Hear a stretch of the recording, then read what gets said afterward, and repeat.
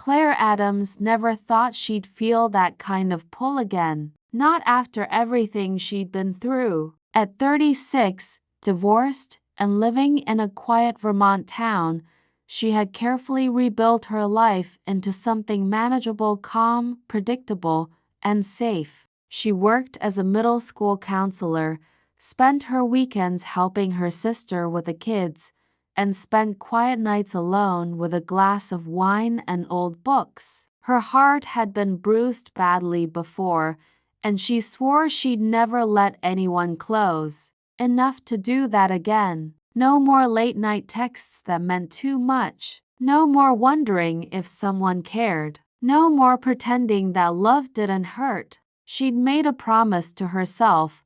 No crossing that line again. No getting too close. No falling. Not now. Not ever. But all of that started to feel shaky the moment she met Eli Walker. He wasn't just anybody. Eli had been her brother's best friend growing up, tall, quiet, intense, the kind of man who didn't say much but noticed everything. He'd been away for years, first in the army, then working private security in Seattle. Now, back in Vermont for a few months after retiring, he was staying in town to figure out what came next. Claire hadn't seen him since they were in their 20s, but the man who walked into her niece's birthday party wasn't the boy she remembered. There was something heavier about him now, in his eyes, in the way he stood, like he was always bracing for something. And yet, when he smiled at her across the backyard, something inside her moved. Something she didn't want to admit was still alive. They barely spoke that day, just small talk over cupcakes and paper plates. But when their hands brushed as she passed him a slice of cake, her fingers felt warm for hours afterward. She told herself it meant nothing, just a little spark from someone familiar, a passing thing. She'd always had a thing for strong, quiet types, and Eli certainly fit that mold. But he wasn't just anyone. He was close to family. He was temporary. And she'd already made a promise: no complicated men, no emotional messes. But Eli noticed her, not just her smile, but the way her eyes lingered on the distance too long, the way she went quiet when the laughter died down. He saw her, and Claire didn't know whether that scared her more or made her feel safe. A week later, her car broke down on a cold October night just outside the school. Her phone battery was low. She didn't want to call her brother, not again. Without thinking, she dialed Eli. His voice was calm when he answered. No hesitation, just, "Stay warm. I'm on my way." When he pulled up, headlights glowing in the mist, she slid into the passenger seat and felt her heart skip. He smelled like pine and leather. The car was warm, quiet, safe, but her chest was anything but calm. "You didn't have to come," she said softly. "I wanted to," he replied, his eyes staying on the road but his voice steady, grounding. She told herself it was just a ride, nothing more. But as he drove her home, the silence between them felt thick with everything unspoken. Her fingers twitched in her lap and she had to remind herself to breathe evenly. It wasn't a date. It wasn't a moment. It wasn't anything, except it was. And as she stepped out of the car and whispered, "Thank you," she caught the way Eli looked at her, like he could already see the walls she'd built and wasn't afraid of them at all. That night, Claire lay in bed wide awake. She'd kept her promise not to cross the line, but her heart was already leaning over the edge. The next time Eli came by, it wasn't planned. Claire had just finished her evening tea when she heard a knock at the door, soft, not urgent. When she opened it, there he stood, hands in the pockets of his jacket, eyes gentle and searching. "Thought you might need a walk," he said. and something in her chest fluttered. She almost said no, almost told him she was tired, that she was fine, that she needed space, all the usual lies. But instead, she grabbed her scarf, locked the door behind her, and followed him into the cool evening air. They walked in silence for a while, their steps matching naturally on the quiet Vermont street, leaves crunching under their feet. There was something different about Eli. He wasn't trying to impress her. He didn't talk over her. He just let her be, and that kind of peace felt dangerously rare. When they reached the little bridge near the park, she finally broke the silence. "You remember this place?" she asked. He nodded, a small smile tugging at his lips. "We used to skip rocks here. You were always better at it." Claire chuckled, a real, warm sound that surprised her. They stood there a while, leaning against the wooden railing, watching the moonlight ripple on the water. Claire noticed how close he was. She could feel the heat of him beside her, the way his shoulder barely touched hers, but it was enough to make her pulse race. She hadn't felt like this in years, this kind of nervous, quiet thrill. She told herself again that they were just friends, that he was only around for a short while. But the way he looked at her, with steady eyes and unspoken emotion, made her question every rule she'd set for herself.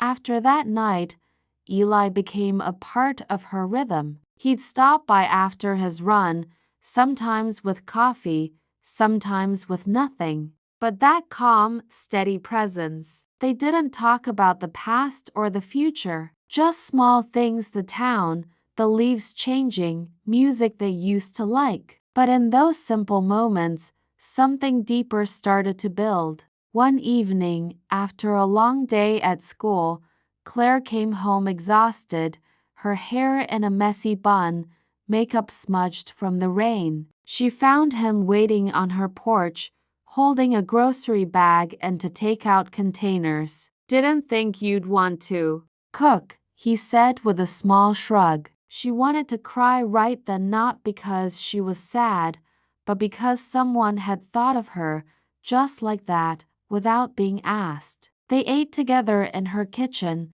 soft jazz playing in the background. And when she reached for her glass, her hand brushed his. This time, she didn't move away. Neither did he. Their eyes met, not hurried, not afraid, just open. She felt it in her chest like a warm ache. This is what it feels like to be seen. And still, she told herself it wasn't crossing a line. It was just two people being kind, just comfort, just familiarity. But late that night, lying in bed, she played their conversation over and over in her head. His voice, his smile, the way he looked at her like she was something fragile and strong all at once. She had promised herself she wouldn't fall again. Not for anyone. But this didn't feel like falling. It felt like being slowly drawn in by someone who already knew what parts of her were still healing. And somehow, that scared her even more. Because if she wasn't careful, she might want more. She might need more. And she wasn't sure her heart was ready for that, even if Eli already was. Claire tried to convince herself that nothing had changed between them, but her heart knew better. Every time she saw Eli now standing in her kitchen, laughing with her brother, or even just sending her a casual text, it stirred something inside her that she hadn't felt in a long time. It wasn't just attraction. It was comfort, familiarity, safety, and something deeper she was too afraid to name. She told herself it was just the loneliness talking, the quiet moments after work when the house felt too big and the silence too loud. But that didn't explain why she started looking for him at family dinners, or why she felt a little lighter when she heard his truck pull into her driveway. It didn't explain why her heart sped up every time he looked at her like she mattered. Still, she tried to hold back. She answered his texts a little slower, skipped a few of his calls, told herself she needed space to think. But really, she was terrified. Terrified that she was starting to depend on someone again. And not just anyone, him. Eli, who had slipped into her life so gently she hadn't noticed how much room he'd taken up. Eli, who wasn't pushing her but was always right there, steady, waiting, like he knew she needed time. One evening, she caught a glimpse of him playing catch with her nephew in the backyard, laughing in that quiet way he did, not loud, but full, and something about it hit her hard. This man, with his callous hands and calm eyes, had slowly become a part of her world, and she didn't know how to keep pretending that didn't mean something. That night, she sat in her living room, wine glass untouched, phone buzzing with a message from Eli. "You okay?" She stared at it for a long time, then typed, "I'm fine," but she didn't send it. Because she wasn't fine. She was unraveling. Later that week, he showed up at her door again, no reason, no plan, just holding a bag of groceries like it was the most natural thing in the world. They cooked dinner together, soft music playing, his arm brushing hers as he reached for a pan. It felt so domestic, so intimate, and for a moment, Claire let herself imagine what it would be like if this wasn't temporary, if he was hers, really hers. After dinner, they sat on the couch, talking about nothing and everything. She told him about her worst day at work, how she almost cried in the bathroom, how she smiled for the kids even when her chest felt heavy. He didn't offer advice, he just listened, and that made her feel seen in a way she hadn't felt in years. When the conversation quieted, there was a pause, long, charged, electric. Eli turned toward her, his eyes softer than she'd ever seen them. He didn't lean in, he didn't rush, he just reached out slowly and touched her hand. It was the gentlest thing, his thumb brushing against her skin, but it felt like her entire world tilted. Claire's breath caught, her heart raced. She should have pulled away, should have said something to break the moment, but she didn't. She just let herself feel it, all of it. The heat, the longing, the ache of wanting something she swore she wouldn't allow. And in that moment, she realized it wasn't the kiss that scared her. It was the almost, the nearness, the waiting, the feeling that if she leaned in, if she let go, she might never come back to who she was before him. But maybe, just maybe, that was the point. Claire didn't sleep much that night. The feel of Eli's hand on hers haunted her, not in a painful way, but in a way that made her heart ache with longing. She lay in bed, eyes fixed on the ceiling, replaying every second of that quiet moment between them. It hadn't even been a kiss, but it felt more intimate than anything she'd known in years. And that terrified her, because she knew now this wasn't just a crush. This wasn't some temporary comfort or passing distraction. She was falling for him, and no matter how hard she tried to pull back, her heart was already crossing the line she'd promised never to touch again. The next few days, she avoided him, not because she didn't want to see him, but because she wanted to see him too much. She needed time to breathe, to think. But even in the distance, Eli didn't disappear. He sent a message now and then, never demanding, always gentle. "Hope today's better," or "You left your scarf in my truck." He never asked for more than she could give. He just stayed present quietly, patiently. One Saturday morning, Claire's sister dropped by, the kids running wild in the background. "You look tired," her sister said casually. Claire smiled, trying to brush it off, but then came the question she'd been avoiding. "What's going on with you and Eli?"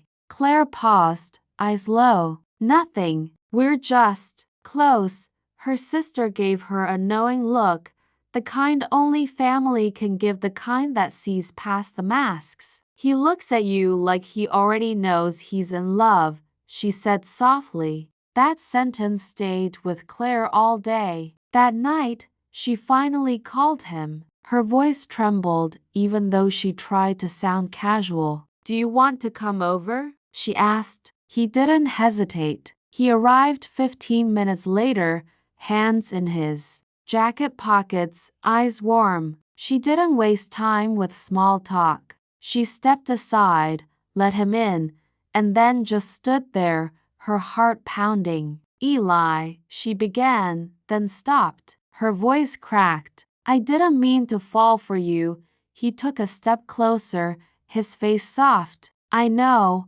I told myself I wouldn't cross that line. I was scared I'd lose control, that I'd lose me. She looked down, but he lifted her chin gently. You didn't lose yourself, he said. You just found someone who sees you, all of you, and wants to be the one who stays.